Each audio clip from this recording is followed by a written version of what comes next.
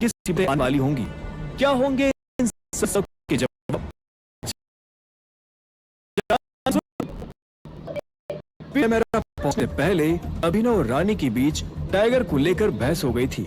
कुछ देर के बाद अभिनव रानी के साथ पहुंच गया, जहां लिए चिराग से भिड़ने वाले थे। चिराग ने ज्यादा से ज्यादा गोली लगाकर अभिनव को हराने की कोशिश की थी, लेकिन अभिनव ने ₹8 की आखिरी बोली लगाकर चिराग से वो कॉन्ट्रैक्ट लिया था।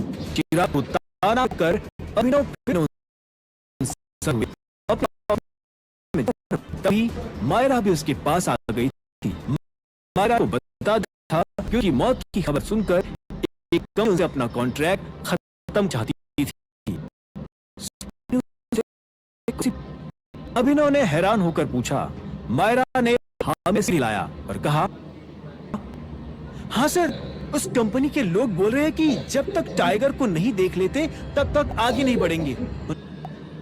कहा, हाँ सर, उस कंपनी के लोग बोल रहे हैं कि जब तक टाइगर को नहीं देख लेते तब तक आगे नहीं बढ़ेंगे। उनके हिसाब से इस कॉन्ट्रैक्ट में वो सिर्फ आपके नाम पर ही थे। सर प्लीज बताइए ना क्या हो रहा है। अभिनव देख पा रहा था कि मायरा बहुत परेशान थी। उसके चेहरे पर काफी तनाव था। ऐसे में उस तनाव को कम करने के लिए अभिनव ने मायरा से आराम से कहा, तुम ज्यादा टेंशन मत लो। ऐसा समझ लो कि फिलहाल अंदर कोई बड़ी प्रोसेस चल रही है। इस प्रोसेस का रिजल्ट भी तुम्हें जल्दी पता चल जाएगा। मायरा ने एक पल के लिए अभिनव के जवाब को सुन उसके बारे में सोचा।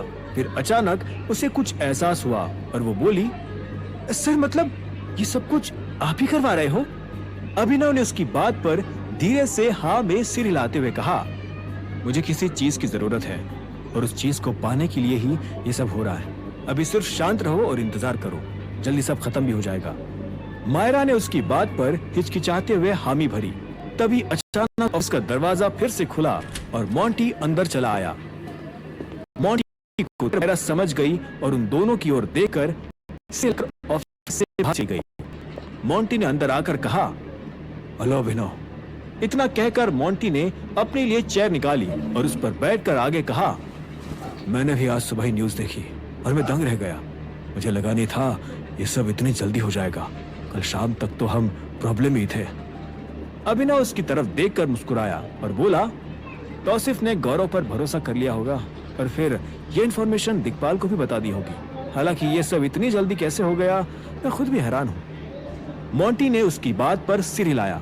वो आसपास देखते हुए अभिनव के नजदीक आया और धीरे से बोला, पर हुआ क्या है ये तो बताओ।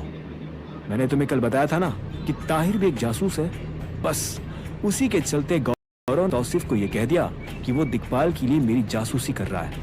इसी बात का फायदा उठाकर शायद गौरव ने तौसिफ या ताहिर को मना लिया और हमें आज सुबह ये न्यूज देखने को मिल गई। अभिनव ने मोंटी को सारा मांझरा, लेकिन एक बार दिक्पाल की कैसेट खत्म हो जाए उसके बाद हम आसानी से चीजों को फिर से सुधार लेंगे, चिंता मत करो। मोंटी ने उसकी बात पर सिर हिलाया और बोला, ठीक है, देखते हैं। इसके अलावा बाकी आदमियों से कहो कि अंडरग्राउंड रहकर फरदीन की तलाश अभी भी जारी रखे। आगे जो भी हो, लेकिन उसका और तौसिफ का मरना तय है। अभिनव ने ऑर्डर देते हुए कहा। मोंटी ने उसकी बात पर सिर हिलाया और अपना फोन निकालकर एक नंबर डायल करने लगा। उधर जब मोंटी ने अपना फोन निकाला तब इधर दूसरी ओर रानी अपने कैबिन में पहुंचकर हताशा भरी सांस ले रही थी। वो समझ नहीं पा रही थी कि आज दोपहर में दिक्पाल ने उसे किस लिए फोन किया था। वो पहले दिक्पाल को बोल चुकी थी कि उसे उसके साथ कांटेक्ट नहीं रखना था। हालांकि टाइगर की मौत की खबर सुनकर उसका मन अब पलटने लगा था। अब वो टाइगर को छोड़कर दिक्पाल के ग्रुप में जाना चाहती थी। जिस तरह से पहले टाइगर ने उसे ट्रीट किया था और अब उसकी मौत की भी न्यूज सामने आ गई थी, रानी के लिए अब उसके ग्रुप में रुकना मुश्किल हो रहा था। उससे अपना फ्यूचर अब दिक्पाल के साथ ही दिख रहा था। वो जानती थी कि अगर टाइगर के बाद इस शहर में सबसे खतरनाक आदमी कोई था तो वो दिक्पाल ही था। दिक्पाल के साथ मिलकर रानी एक ऐसी पोजीशन पर आ सकती थी जहां से बिजनेस की दुनिया में उसकी भी चवन्नी चलती। यही सब सोचते हुए रानी ने फिर से अपना फोन निकाला। वो दिक्पाल के मिस्ड कॉल पर वापस फोन लगाने ही वाली थी कि तभी उसे एक मैसेज दिखा। वो मैसेज दिक्पाल ने उसे भेजा था, ऑफिस पर मिलने आओ रानी, एज सून एज पॉसिबल। दिक्पाल का मैसेज देखते हुए रानी ने एक गहरी सांस ली। उसे महसूस हुआ कि वो कहीं ना कहीं टाइगर के बारे में ही कुछ बात करने वाला था। रानी ने एक पल के लिए सोचा कि वो वहां जाए या नहीं, लेकिन फिर उसे एहसास हुआ कि ये मीटिंग उसकी जिंदगी बदल सकती थी। जानती थी कि टाइगर उसे वापस कभी इस छोटे से कैबिन से ऊपर प्रमोट नहीं करता। वही दिक्पाल उसे प्रोटॉन से भी बड़ी पोजीशन दे सकता था। उसने एक गहरी सांस लेकर हिम्मत जुटाई और अपनी कार की चाबी लेकर ऑफिस से निकल गई। कुछ ही देर में रानी दिक्पाल के ऑफिस पहुंच चुकी थी। वो एक मुस्कान के साथ अंदर घुसी और दिक्पाल को देखते ही बोली, गुड आफ्टरनून बॉस। आज अचानक आपका मिस कॉल देखकर मैं तो हैरान हो गई। दिक्पाल मुस्कुराया और बोला, अरे आओ मेरी रानी, आओ, ड्रिंक्स तैयार है। दिक्पाल ने मुस्कुरा कर कहा। उसके पास बैठे अर्जुन ने भी शराब की एक घूंट पी और रानी को एक पल के लिए देखा। रानी हिचकिचाते हुए उनके करीब चलकर आई और अर्जुन को देखकर बोली, आप बॉस के बेटे अर्जुन हैं, है ना? अर्जुन ने उसके सवाल पर हामी में सिर हिलाया। इसी वक्त दिक्पाल अर्जुन की पीठ थपथपाते हुए बोला, यही तो है मेरा शेर। रानी ने उन दोनों को देखते हुए मुस्कुराकर सिर हिलाया और कहा, अर्जुन के बारे में तो काफी कुछ सुना है मैंने। ये देखकर अच्छा लगा कि अब ये भी ग्रुप में एक्टिव है। उसने फिर दिक्पाल की ओर देखकर आगे पूछा, बताइए बॉस, आज मुझे कैसे याद किया? दिक्पाल अपनी चेयर पर सीधा बैठते हुए बोला, हमारी आखिरी मुलाकात पर तुमने कहा था ना कि तुम आज तक टाइगर से नहीं मिली हो। फिर तुम्हारे बीच कम्युनिकेशन कैसे होता था? टाइगर मेरे साथ ही था, किसी न किसी तरह अपना मैसेज पहुंचा दिया करता था, लेकिन फिर भी मैं कभी उसे देख नहीं पाई। रानी ने कहा। उसका जवाब सुनकर अर्जुन मुस्कुराया और बोला, मतलब वो न्यूज़ भी? इतने में दिक्पाल ने भौहें तानकर रानी से पूछा, कोई और बंदा है क्या तुम्हारे ऑफिस में जो टाइगर का करीबी दिखता हो? ऐसा कोई जिससे हम पूछ सके और उसकी आइडेंटिटी कंफर्म कर सके? रानी ने उसके सवाल पर एक पल के लिए सोचा। वो फिर अचानक बोली, अभिनव से पूछ सकते हैं। रानी का जवाब सुन अर्जुन के हाव भाव अचानक बदल गए। वो तुरंत बोला, अभिनव गढ़वाल। दिक्पाल ने एक पल के लिए अर्जुन की तरफ देखा और फिर से कंफ्यूज होकर रानी की ओर नजरें घुमाई। उसने कहा, तुम क्या बोल रही हो? अभिनव गढ़वाल तो टाइगर का नाम है। तुम किस अभिनव की बात कर रही हो? क्या? रानी ने हैरान होते हुए चिल्लाया। पापा ने पूछा, तुम क्या कहना चाहती हो? टाइगर का नाम है अभिनव गढ़वाल। तुम्हारा अभिनव भी गढ़वाल है क्या? अर्जुन ने कहा और इसी पल दिक्पाल ने भी उससे पूछा, तुम भी क्या बोल रहे हो अर्जुन? पापा, दो अभिनव गढ़वाल है। एक तो टाइगर है और दूसरा वो विद्या स्किन केयर वाला जो प्रोटॉन पब्लिशर्स का सुपरवाइजर भी है। अर्जुन ने कहा। उसकी ये बात सुनकर रानी एक पल के लिए शॉक हो गई और बोली, एक सेकेंड अर्जुन, आप ये बोल रहे हो कि विद्या स्किन केयर वाला अभिनव भी अभिनव गढ़वाल है? इम्पॉसिबल, उसका सरनेम तो अभिनव शर्मा है। रानी की बात सुनकर दोनों बाप बेटे उसकी ओर हैरानी से देखने लगे। इतने में ही अर्जुन ने नाम में सिर हिलाते हुए बोला, नहीं यार, तुमने कुछ गलत देख लिया है। विद्या स्किन केयर वाला वो आदमी अभिनव शर्मा नहीं, गढ़वाल ही है। इनफैक्ट वो मेरे एक दोस्त का दोस्त है। मैं उसे पर्सनली जानता हूँ। उसने शायद अनन्या नाम की किसी लड़की से शादी भी की थी, पर फिर कुछ टाइम पहले ही दोनों का डिवोर्स हो गया।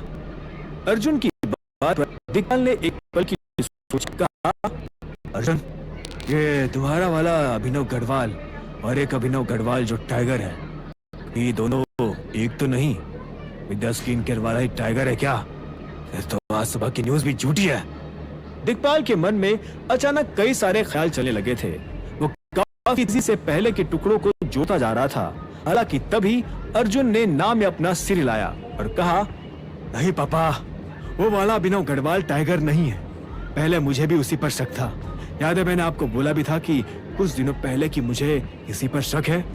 हाँ, तुमने बोला था, मुझे याद है। दिक्पाल ने कहा। अर्जुन आगे बोला, वही, मैंने लेकर संजय गढ़वाल की डीएनए के साथ टेस्ट करवाया, पर वो दोनों बिल्कुल ही अलग निकले। इसलिए ये बात तो साफ है कि वो बंदा टाइगर नहीं है। दिक्पाल ने उसकी बात समझते हुए हामी में सिर हिलाया और कहा, ठीक है, पर अगर रानी के हिसाब से वो लड़का टाइगर का करीबी है तो हमारे काम जरूर आएगा। उसका मुंह खुलवाकर हम आगे की इंफॉर्मेशन निकलवा सकते हैं। नहीं। अर्जुन अपने पिता की बात पर हल्का सा मुस्कुराया और बोला, इतना आसान भी नहीं है पापा। वो अभिनव टाइगर नहीं है, लेकिन टाइगर से कुछ कम भी नहीं है। उसे लड़ना भी आता है और दिमाग भी बहुत तेज है। पूरी प्लानिंग के साथ पकड़ना पड़ेगा उसे, नहीं तो वो उल्टा हमें ही कहीं ना कहीं फंसा देगा। चिंता मत करो, उसे। अचानक रानी ने मुस्कुरा कर कहा। दिग्पाल और अर्जुन ने उसकी तरफ देखा और महसूस किया कि रानी अपनी बात पर कॉन्फिडेंट थी। उन्हें लगा कि अगर वो अभिनव को जानती थी तो उसको पकड़वाने में मदद भी कर सकती थी। उधर जब रानी दिग्पाल से मिल रही थी, तब इधर अगली सुबह अभिनव ने इमेजिंग सिक्योरिटीज के नए कॉन्ट्रैक्ट के लिए फंड जमा कर लिए थे। उसने मायरा को अपने ऑफिस में बुलाकर कहा, यह अमाउंट इमेजिंग सिक्योरिटीज के लिए है। रानी से बात करके इसे डिपॉजिट करवा दो। मैं खुद ट्रांसफर कर देता, लेकिन फिर रानी बेमतलब मुझ पर शक करने लगती। मायरा ने उसकी बात पर सिर हिलाया और कहा, ठीक है सर, मैं रानी से कल मिलने वाली हूँ। इस अमाउंट के बारे में भी बता दूंगी उसे। इसके अलावा और कोई काम या आप कुछ लेना पसंद करेंगे? अभिनव ने एक पल के लिए सोचा और कहा, वही रूटीन वाला नाश्ता ऑर्डर कर दो, और क्या। मायरा उसके ऑर्डर पर सिर हिलाकर ऑफिस से बाहर चली गई। इतने में ही अभिनव का फोन बजने लगा। उसने देखा कि स्क्रीन पर नाम जगजीत खन्ना का था। अभिनव ने एक पल के लिए कुछ सोचकर फोन को साइलेंट कर दिया। हालांकि कुछ सेकंड्स बाद एक और रिंग आई और वो फिर से बजने लगा। अभिनव समझ नहीं पा रहा था कि जगजीत उसे इस वक्त फोन क्यों कर रहा था, इसीलिए उसने उसे उठाया भी नहीं। दूसरी बार भी रिंग बजकर बंद हो गई। अभिनव सोचने लगा कि शायद अब वो फिर से फोन नहीं करेगा, लेकिन तभी जगजीत ने तीसरी बार भी उसे फोन लगा दिया। अभिनव ने चिढ़ते हुए सांस छोड़ी और आखिरकार उसका फोन उठा लिया। अब आगे क्या होगा? जगजीत खन्ना अभिनव को किस लिए फोन कर रहा था? क्या वो उससे टाइगर की मौत के बारे में बात करेगा? क्या अभिनव उससे सच्चाई समझा पाएगा, या फिर जगजीत खन्ना उसकी आइडेंटिटी का रायता फैला देगा? क्या होंगे इन सभी सवालों के जवाब? जानने के लिए सुनते रहिए आगे। दिग्पाल छिंगावत ने रानी को उसके ऑफिस मिलने बुला लिया था। ऑफिस पहुंचते ही दिग्पाल और अर्जुन ने रानी से टाइगर के बारे में पूछना शुरू कर दिया था। रानी ने कहा कि टाइगर के बारे में ज्यादा इंफॉर्मेशन अभिनव ही दे सकता था, क्योंकि वही उसके करीबी लोगों में से एक था। दिग्पाल पहले अभिनव का पूरा नाम सुनकर कंफ्यूज था कि कहीं वही टाइगर तो नहीं, लेकिन अर्जुन ने अपने डीएनए टेस्ट का रिजल्ट बताकर दिग्पाल की थ्योरी को खारिज कर दिया था। दिग्पाल सिर्फ यही जानना चाहता था कि टाइगर की सच में मौत हुई थी या नहीं। दूसरी ओर अभिनव को भी जब लगातार जगजीत का फोन आने लगा तो उसे मजबूरन उठाना ही पड़ा। Hello tiger. अभिनव के फोन उठाते ही उधर से जगजीत ने कहा। जगजीत के बात करने का अंदाज इस बार थोड़ा अलग था। अभिनव को जगजीत की ये बात सुन ऐसा लग रहा था मानो वो फोन कर पहले कंफर्म करना चाह रहा था कि फोन टाइगर नहीं उठाया था या उसकी मौत के बाद किसी और ने। अभिनव ने भी जवाब में हिचकिचाते हुए बोला, हेलो जगजीत, मैं जानता हूँ आपने यही जानने के लिए फोन किया है कि मैं जिंदा हूँ या नहीं, है ना? अभिनव के मुंह से ये बात सुन जगजीत ने हकलाते हुए आगे कहा, नहीं, मेरा वो मतलब नहीं था। मतलब मैं न्यूज देखकर थोड़ा हैरान जरूर हुआ था, पर फिर भी मुझे ये बात हजम नहीं हुई थी। अभिनव ने जगजीत के जवाब पर गहरी सांस ली और कहा, अच्छा वह हजम नहीं हुई, क्योंकि बात वैसे भी कच्ची थी। अगर हजम कर लेते तो आप ही का पेट दुखता। लेकिन आप इस बात का ध्यान रखना कि आपके मुंह से इस झूठ का सच बाहर नहीं आना चाहिए। धमकी नहीं दे रहा हूँ, सिर्फ याद दिला रहा हूँ जगजीत जी, जो आपको पता चला है वो किसी और को पता नहीं चलना चाहिए। जगजीत ने अभिनव की बात सुन घबराहट के मारे अपना थूक निकला। उसे महसूस हुआ कि टाइगर धमकी भी बड़ी प्यार से देता था और फिर मानता भी नहीं कि वो धमकी थी। ऐसे में जगजीत ने कहा, कोई प्रॉब्लम नहीं टाइगर, मैं समझ सकता हूँ तुम्हारी सिचुएशन। खैर, मैंने ये इन्फॉर्म करने के लिए फोन किया कि तुम सीसीएस पार्टी में इनवाइटेड हो, और मैं अभी तो अटेंड नहीं कर पाऊंगा, लेकिन उस दिन के बाद जो भी इवेंट्स होंगे मैं उसमें जरूर आऊंगा। अभिनव ने वादा करते हुए कहा। जगजीत ने उसकी बात पर सिर हिलाया और बोला, ठीक है टाइगर, मैं समझ गया, जल्द मिलते हैं, बाय। जगजीत फोन काट पाता उससे पहले अभिनव ने ही तुरंत फोन काट दिया और एक हताशा भरी सांस छोड़ी। उसे महसूस हुआ कि न्यूज वाकई हद से ज्यादा फैल चुकी थी और अब उसके जानकार लोग उसकी चिंता किए जा रहे थे। हालांकि यह इस बात का भी प्रमाण था कि अभिनव का प्लान कितना काम कर रहा था। वो अब आगे तनिषा से मिलकर उसे तौसिफ को मार देने की परमिशन देना चाहता था। जब अभिनव अपने ख्यालों में खोया हुआ था कि ठीक तभी उसे अपने दरवाजे पर एक नॉक सुनाई दी। यस, कम इन, अभिनव ने कहा और वो अपनी चेयर पर सीधा बैठ गया। उसने देखा कि दरवाजा खोलकर जतिन अंदर आ गया था। अभिनव उसे देखते हुए बोला, क्या हुआ जतिन, तुम यहाँ? Anything urgent? जतिन अभिनव को देखते हुए बोला, सर अभी इमेजिंग सिक्योरिटी से कॉल आया था। मिस रानी अभी आपसे फेस टू फेस मिलना चाहती है। उन्होंने कहा है कि स्पिन कैमरा कंपनी के कुछ रिप्रेजेंटेटिव्स अचानक ऑफिस आ गए हैं और वो आपसे बात करना चाहते हैं। अभिनव अपनी भौहें तानकर जतिन की ओर देखने लगा। उसे समझ नहीं आया कि अचानक स्पिन कैमरा के लोग इमेजिंग सिक्योरिटीज क्यों आ गए थे, वो भी इस टाइम पर। हालांकि अब जब वो आ ही गए थे तो अभिनव का वहां पर पहुंचना भी जरूरी था। आखिरकार इमेजिंग सिक्योरिटीज का रिप्रेजेंटेटिव भी फिलहाल वही था। ऐसे में अभिनव ने जतिन की तरफ देखते हुए कहा, ठीक है, तुम अभी फ्री हो ना, हम साथ में चलेंगे वहां। जतिन अभिनव की बात सुन एक पल के लिए हिचकिचाया और बोला, सर वो एक्चुअली मुझे अकाउंट्स का थोड़ा काम बचा था तो मेरा आपके साथ चल पाना थोड़ा मुश्किल है। अभिनव ने उसकी बात पर ना में सिर हिलाया और कहा, किसी और को दे दो और अभी मेरे साथ चलो। मीटिंग में उठोगे बैठोगे तभी तो तुम्हारा भी एक्सपीरियंस बढ़ेगा। जतिन ने एक पल के लिए अभिनव की बात पर सोचा और फिर हामी में सिर हिलाते हुए कहा, ठीक है सर, फिर मैं चलने के लिए रेडी हूँ। गुड, तुम नीचे जाओ, मैं आ रहा हूँ। अभिनव ने उसे ऑर्डर दिया। जतिन सिर हिलाकर उसके ऑफिस से बाहर चला गया। इतने में ही फिर से अभिनव के फोन पर एक कॉल आने लगा, जो कि अब की बार तनिषा का था। अभिनव ने तुरंत उसे उठाया और कहा, हेलो तनिषा। हेलो बॉस, मैंने न्यूज़ देखी अभी। तनिषा ने कहा। उसकी आवाज गंभीर थी। अभिनव सिर हिलाकर बोला, हाँ, मैं तुम्हें फोन करने वाला था।